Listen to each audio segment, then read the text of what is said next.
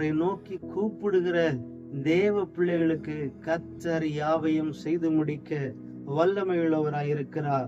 ஒரு நாட்களில நீங்க வேதத்துல நீங்க வாசிக்கும் பொழுது ஏசாயா 43ஆம் அதிகாரத்துல 22வது வசனம், ஆனாலும் யாக்கோபே நீ என்னை நோக்கி கூப்பிடவில்லை, இஸ்ரவேலே நீ என்னை குறித்து மனம் சலித்து போனாய். ஆண்டவர் பாரத்தோடு சொல்றார், எப்பா நீ இப்ப என்னை நோக்கி கூப்பிடல, நீ என்ன நோக்கி மனம் சலித்து போன, என்னை நோக்கி கூப்பிட வேண்டியவன். ஆனா இப்ப சொல்றார், இல்ல என்னை குறித்து மனம் சலித்து போனான் அப்படின்னு சொல்லி ஆண்டவர் வேதனையோடு சொல்லுகிறதை பார்க்கிறோம்.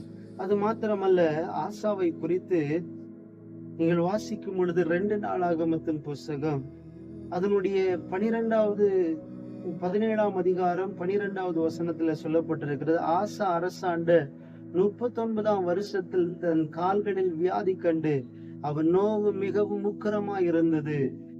அவன் தன் வியாதியிலும் கர்த்தரை அல்ல பரிகாரிகளை தேடினான்.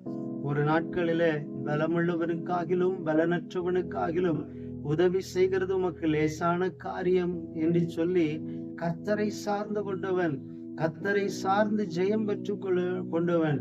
ஆனா இப்ப கூப்பிட வேண்டிய நேரத்துல கர்த்தரை நோக்கி கூப்பிடாம பரிகாரிகளை தேடினான். நான் நம்புறேன் அவன் கர்த்தரை நோக்கி கூப்பிட்டு இருந்திருப்பானே, ஆனால் கர்த்தர் அவனுக்கு உதவி செய்திருப்பார், அவன் வியாதியை மாற்றி இருப்பார்.